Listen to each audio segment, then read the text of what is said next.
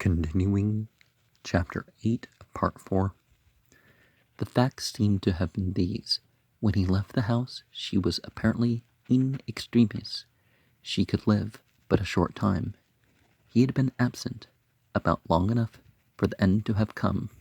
She would be dead, he said, but he had not received distinct information of the event, and therefore was not prepared to affirm it. And so in his agitation and hurry, the father says, "My daughter is dead. She is dying. Come. Lay thy hands on her, and she shall be saved and live." He forgot the formalities and dignities of his office in his natural love for his child. His faith seemed to increase in his extremity. It touched the heart of Jesus, who arose and went with him, and all the throng about him followed the party to see what the end of this might be, as the very going of Jesus seemed to promise that he would do something.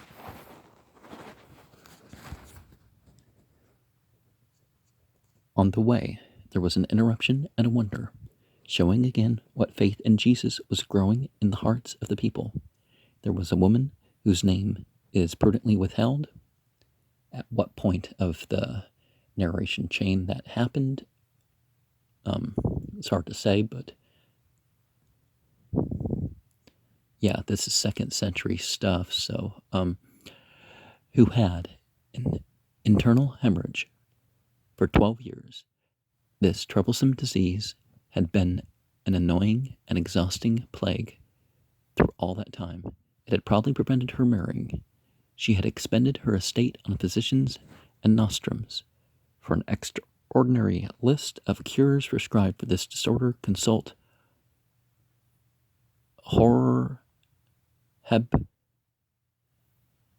it's probably Hebrew, but on Mark 5:26. She had not been helped, but injured. Now she was reduced from competence to poverty, and was afflicted with what seemed an incurable disease. But she had not lost her womanly delicacy. Hearing of the wonderful things which Jesus was doing, she had formed an incorrect idea of his character and power. She fancied that there was something magical in his person. Well, if Jesus was his own power rather than just a vehicle,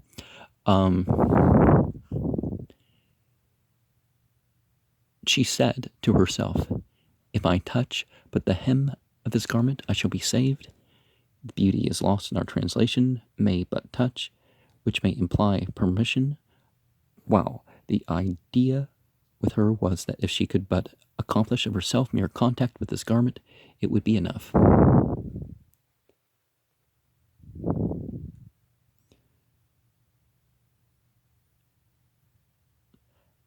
At this hem, or blue fringe, was put on the garment by divine command. See Numbers 15:37-40, Deuteronomy 22:12, because it was a badge to the Jews of being God's particular people, while it actually wearing the word is blue, violet, purple. It's blue or further over on the color scale. Towards violet. But anyways, lavender. Those who desired to be considered eminently pious were accustomed to enlarge the borders of their garments, a custom which the simple Jesus condemned, because that stuff was expansive. That was what it was about. Matthew 23:5. But wearing that color meant you weren't a Satanist. So perhaps she also fancied that special virtue would come through that part of the garments of the great healer. While the crowd thronged him, she quietly mingled with them, and at a moment when she thought she was not perceived, she came up from behind him and touched the hem of his garment, and instantly felt a thrill and knew that she was healed of her plague. The loftiness of the character of Jesus now exhibits itself timely. He knew what had been done. Not perceived, as Luke 8:46 is rendered in our common version, which seems to favor the idea that it was involuntarily upon the part of Jesus, while his whole conduct is quite the reverse of this. Well, you can say that well, we'll get to that, right? He knew the woman's mistake in the woman's faith. He intended to correct the one and confirm the other. He would, not for a moment, consent to have himself confounded with the jugglers, magicians, and miracle mongers. Even in the simple mind of a woman weakened by disease, he turned upon the crowd and said, "Who touched my clothes?" They all denied, because it was a sin to touch somebody of the opposite gender. And, the very least anyways, why are you touching me without my permission, right? Peter, always impetuous and sometimes impatient with his master, said, "You see the throng, and you say, 'Who touched me?' But he assured them that someone had touched him with a purpose, and that he knew that the purpose had been accomplished. He evidently did not ask the question for his own information, but to draw the woman into an open confession. He would not let her go mistaken, although healed. He desired to put himself right before her mind, and to leave with her an intellectual and spiritual blessing which should even surpass the extraordinary physical favor he had conferred upon her. All the multitude had come in contact with him, probably each one having touched more of his garment than this woman. She only had received any benefit. Well, I don't know about only her, but he determined to make her know that it was not mere animal magnetism, nor any unconscious magical influence, but that it was a voluntary response on his part to the pleadings of faith on hers. Now, is there something wrong with the translation that it was Jesus? But when the woman saw that she could not be hid, she came forward with confusion and trembling, and fell down before him, and told before all the people all the truth, for what cause she had touched him, and how she had been immediately healed. This was all that Jesus desired. He had tenderly abstained from extracting this confession until the poor woman was healed. She might not have been able to make it in advance. Now, although a trial, she was able to endure it. Jesus said, "Daughter, your faith hath saved you. Go in peace, and be well of your plague." He caused her and those who were about him to know that no miracle of good would ever be wrought for men who did not trust his beneficence, and that in every case there must be desire and faith on the part of the subject and volition upon the part of Jesus to make the happy operation complete. This single incident lifts Jesus forever out of the mass of tricksters and magicians. Well, see, the faith. See, it doesn't say that I healed you because I knew it, that, so they're reading into it stuff that's just not there. While he was engaged in this work of mercy, messengers arrived from the house of Jairus. Remember, there's no J in Greek or in the Aramaic languages, informing him that his daughter was certainly dead. He had accompanied Jesus uncomplainingly, but doubtlessly extremely restlessly, and now it appeared that the delay had blasted his hopes. He seems scarcely to have trusted that Jesus could raise her from the dead, while he believed that there was such power in him that he could pluck her back from death even when she was almost in the last gasp. The messenger who announced the fatal news added, "Why troublest thou the teacher further?" As though Jesus could now be of no avail. But his quick ear caught the word, and before Jairus could sink away into doubts, Jesus said to him, "Be not afraid, only believe, and she shall be saved." Jesus, by this word, seemed to pledge himself to save her, even if she were really dead. And so he proceeded toward the house of Jairus, and when he arrived, he found that they had already brought in the professional mourners who, after the vicious fashion of the Jews, were making loud lamentations, howling dirges amid the din of musical instruments, and beating themselves in token of grief. What does the Bible say about Satan being a lead musician? And where does it say that's, you do a funeral, but not the other, right? Certainly don't pay people for it. Jesus said to them, "Give place. Why make ye this ado? The child is not dead, but is sleeping."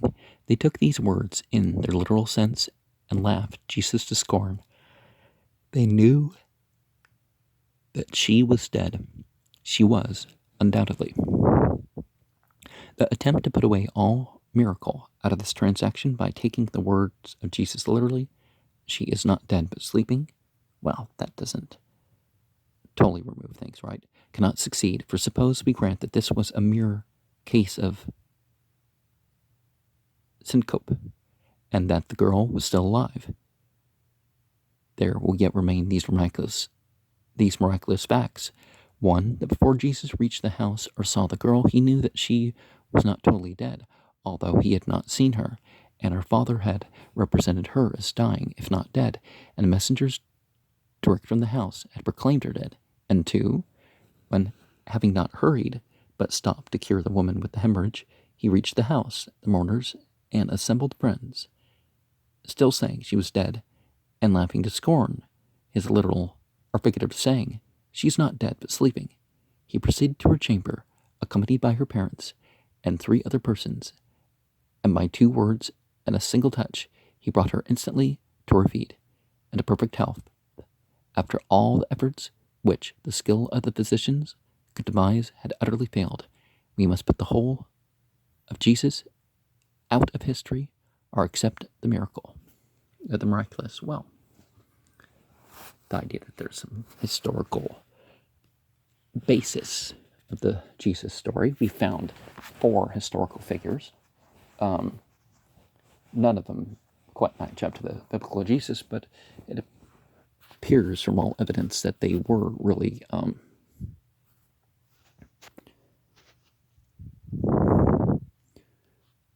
something, but you don't have to believe in all the miracles. And if you look at the historicity of it, there isn't a miracle among a list of 319 miracles that Muhammad was the means for that wasn't more historical than what they said about Jesus. And of course, but the focus is on the scripture that Muhammad brought, rather than, oh, well, he did this miracle here, he did this miracle there. So it's a more practical community that does that. But Jesus taught the resurrection of the dead. Another occasion he called himself the resurrection, since he has taught the world. Those who believe in its teachings do not sorrow for the dead, as those who have no hope. Death is not destruction nor annihilation, it is sleep. Sleep implies waking. So to the thought of Jesus, and of all who believe in his teaching, sleep is the most appropriate possible representation of death. When men die, we see them fall asleep. We do not see them awake, but Jesus, this wise teacher, assures us that they do, and here he exerted his power to give men a visible and tangible example of the Great Awakening. He entered the chamber of the dead, accompanied by the father and mother, and by the 3 disciples, Peter and James and John, whom now for the first time we see elected from among the elect friends of Jesus, that they might be special witnesses of his greatest and most sacred doings. He approached the bed, took the girl by the hand, and said to her in the Aramaic tongue, Talitha Kumi, which is simply, "Maiden, arise." And it was no magical formula, no incantation, but a simple authoritative command. Her spirit came to her, and she arose straightway. Now, I don't like this use of magic as some sort of hate speech, because it's not, oh, well, these people believe something different than me. No, it's the art and science of religion. So it's willful changes in consciousness. Use magic as something is a useful term, not oh, I just, it's a term I use for people with religions I don't like. No, no. And then what do you call the mass? You do some of the same stuff. You act out as if the bread and the wine or water or whatever they're using is really flesh and blood. And communion of saints and angels and all that sort of stuff. How do people who do this make this claim? Anyone take themselves seriously in this claim? In the confusion of the rapid and great transitions through which she had been passing, the girl walked about the room. The astonishment of the parents was so great that they forgot the necessities of the child. But the ever-calm Jesus simply told them to give her something to eat. She was necessarily weak. She was no ghost, although if a ghost had come, it would scarcely have produced a different effect upon the spectators. So self-sustained was Jesus that these wonderful displays of his power seemed to him as the ordinary work of his hands. What man ever did such things, and made no ado, exhibited no sense of his importance, took no pains to give the transaction all possible eclat? Jesus told them not to spread it, but they did. The fame of this miracle went abroad into all that land. As Jesus went from the house of Jairus, occasion presented itself for the performance of other strikingly wonderful works. On the road, 2 blind men followed him and solicited the exercise of his great healing power. Matthew 9. In the history of Jesus, he is often confronted with blindness. We shall not wonder at this when we recollect how common that disease is in the East. Well, if you talk about huge crowds and all that sort of stuff, it's, well, North Africa, so the closer you get to the equator, I would say it gets more common. In Cairo alone, it has been estimated that there are 4,000 blind persons. How many million people in Cairo, though? And one traveler supposes that 1 in every 5 is partially or totally blind. This arises from the brightness of the sun, the intense reflection of the light, the dust so impalpable, are so constantly abroad in the air, and the custom of sleeping in the open air at night, exposing the eyes to noxious dews, which produce inflammations that are usually neglected until they end in incurable blindness. Well, as hot as it is, what choice people have. 2 such patients, perhaps by the wayside, begging, learning that Jesus was passing, followed him, led by the crowd, it may be, and cried after him, O Son of David, have pity on us. Son of David, this was the recognized title of the Messiah. Or, well, they assumed his lineage. Didn't necessarily prove Messiah, but to accept it was to claim messiahship. The blind man continued to repeat it. Jesus apparently paid no attention to it or to them, but passed on and entered his lodgings. The blind men somehow found their way to his presence. Jesus said to them, Do you believe that I am able to do this for you? They answered, Yes, Lord. Not Lord as in Yahweh, Lord as in, rabbi, spiritual master, that sort of thing. Then he touched their eyes and said, According to your faith, be it unto you. Their sight was instantly restored, and Jesus, who made this response to their faith, charged them sternly. He really seems to have threatened them that they should not make proclamation of their belief in his messiahship. He could not have charged them to conceal their restoration. to sight. Well,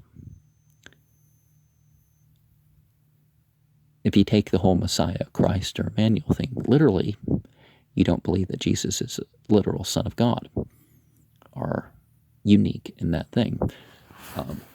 It's just not possible with the language. Well, unless you don't know any of the context of the language, maybe you say it's unique, but definitely not him being divine in any way. He could not have charged them to conceal the restoration to sight. There could be no reason why this should not be known, but there was a good and sufficient reason for restraining the public announcement of his claim to the Messiahship. Well, it wasn't that entirely too, as he didn't want it to be about his personality. He wanted to be about the mission, and therefore his name was spread about, The people were already beginning to believe it. They were in a state of intense excitement and being always ready for a revolt against the Roman government, and their enthusiasm for Jesus growing at each display of his power and wisdom and goodness. A single word of incitement would have been like a spark to a keg of gunpowder, the occasion of a terrific explosion. With extraordinary wisdom, Jesus saw that his time had not yet arrived. Nevertheless, the blind men, in the exuberance of their gratitude, proclaimed that the Messiah had healed them. The practical effect of this disobedience, which can only be charitably excused on the ground of their uncontrollable delight at the recovery, had no good effect on the minds of the enemies of Jesus. These men had scarcely left the house when the people brought to Jesus another of those bewildering cases of fearful disease, a demoniac. The patient in this case was one whose psychical disorder had the physical exhibition of dumbness. His diseased soul locked up his tongue. His insanity took on the form of speechlessness. Through profoundest melancholy, or most obdurate stubbornness. Well, here's another explanation. There was anxiety that was not dealt with. People yelled at him and all sorts of other stuff. And maybe as soon as the evil of his soul was cured, his speech returned. Well, maybe things were uttered in such a way that he was able to calm down, which was completely enough to not have those problems. The multitude marveled still more and said, "It was never so seen in Israel," or, as it may be translated, "He has never been so seen in Israel," either rendering the speech of the populace an ascription to Jesus of glory greater than that of any of the prophets. Well, read objective. Without that conclusion, you may never make that conclusion. Because you look at these other prophets, and they certainly did things, and if you had more of their life, who knows what miracles and stuff would have been attributed to them that we see. It lifted him above Moses and Elijah. It declared him to be, in their opinion, the most splendid display of God's glorious goodness and power ever made to Jehovah's chosen people. It was the most magnificent compliment which people living under theocracy could pay to any man. Of course, the tendency of this was to inflame the Pharisaic party against him. They made the old objection, "He casteth out demons by the ruler of the demons." It is now no longer a whisper slyly circulated, but an open accusation made to break his influence over the popular mind. Infernal passions manifestly swayed these Pharisees, so that naturally it was not difficult for them to believe that anyone so strong as Jesus had his strength from bad spirits. There has always been in human nature an unfortunate propensity to imagine the chief evil spirit of the universe to be mightier than he is. Well, it's humans who incarnate things. So, but the influence can cause even psychosomatic harm, or whatever. Not always harm, sometimes sensation, but men are prone to deify the devil. Even many Christians. Well, you say that there's a separate God of this world and age. Even many Christians, the Christians do. Even many Christians have to pause and think before they disabuse their minds of the prejudice that Satan is just less than Almighty God. Creative power is often assigned to him, like a counter creation that's not just working with what's there, is actually just actually bringing about negative things and evil things, and the power of inspiring great thoughts and stimulating human genius. Well, the latter is true. When printing was invented, the honor was assigned to the devil and Dr. Faustus. It is a popular opinion in parts of Germany to this day that the famous cathedral of Cologne owes its magnificence to the cooperation of the devil. It's too splendid a structure to have been erected without his aid. People even in the middle, back in those days, said that the Quran's too beautiful, that Satan must have done it, right? That was the Catholic Church doctrine for a long time. I don't know if they ever changed it officially, that they ever went back and said, well, okay, it's more beautiful than the Bible if we're going to be objective about it, but or maybe some other ways too, but anyway, leave personal beliefs out of that sort of thing and make the judgment. But it's like, really, so it's more consistent in some other issues that the versus the Bible, and so therefore the devil must have did it. It's a weird thing that they just say, right? On the road over St. Gothard Pass in Switzerland is a wonderful bridge across the river Reuss, joining the wild scenery of two mountains by a span of 75 feet. Of course it is the Devil's Bridge. The Pharisees would have gladly obtained power from the ruler of the demons if they had only known how. It was quite easy then for them to fancy that Jesus had discovered the secret, that the Father of men should confer so beneficent a power upon any of his sons. We remember I did a program about how the sons of God thing was, something that the person could become, and therefore it wasn't literal and all that.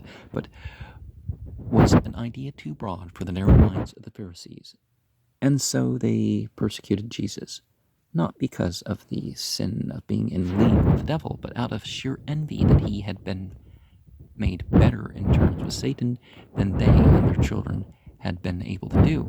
In Matthew 12:27, does not Jesus intimate as much? Jesus now withdrew himself and went with his disciples to his own country. This avoidance of the spite of his enemies seems to evince only a prudential regard to the success of his work, and in no way to indicate cowardice, as he was always ready to meet them in argument, and when he shifted the range of his operations, he never for a day ceased to urge forward his work. He was not yet ready to give himself up. His disciples were not yet ready to be left. Jesus was no wild fanatic, no furious enthusiast. Well, you can be very enthusiastic without being fanatical.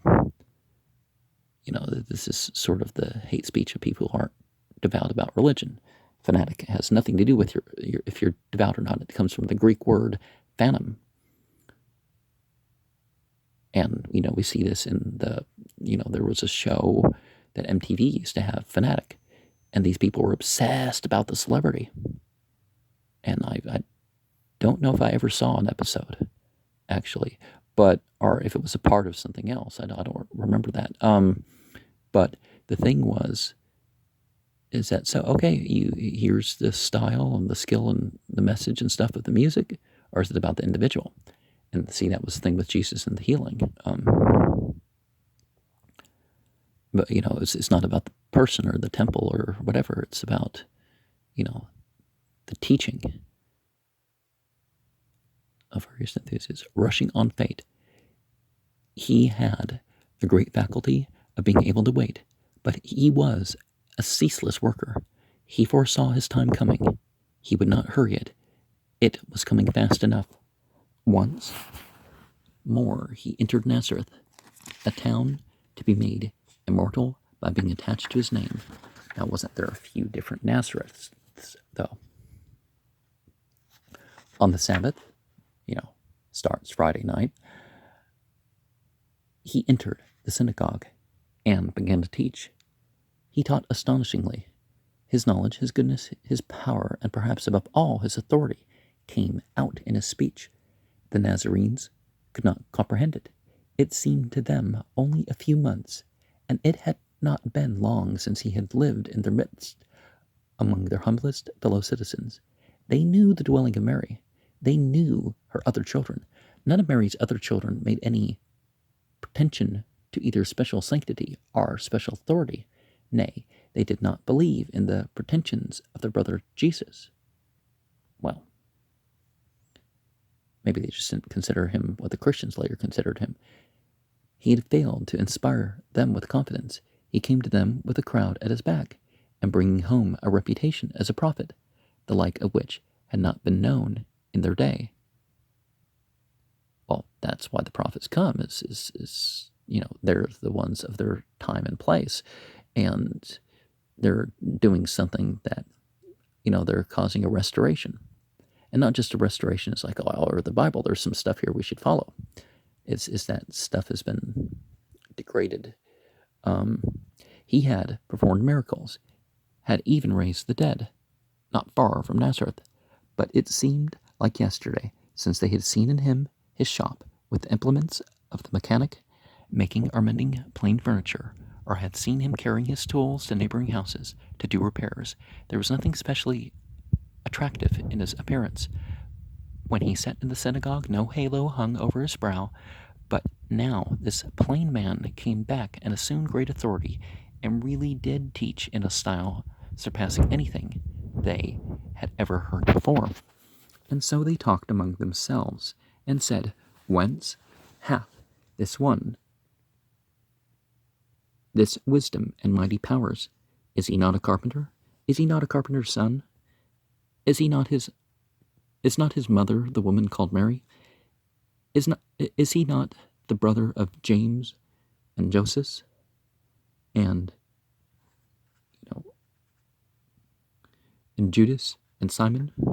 Are not his sisters all here with us? Whence hath this man all these things? They showed him no violent opposition, but merely regarded him with contempt. His return for this treatment was the simple announcement of a well-known fact in human nature. A prophet is not without honor except in his own country, and among his own kin, and in his own house. He did nothing noteworthy in Nazareth, except that he laid his healing hands on a few sick people. He left Nazareth, marveling at the unbelief of its inhabitants.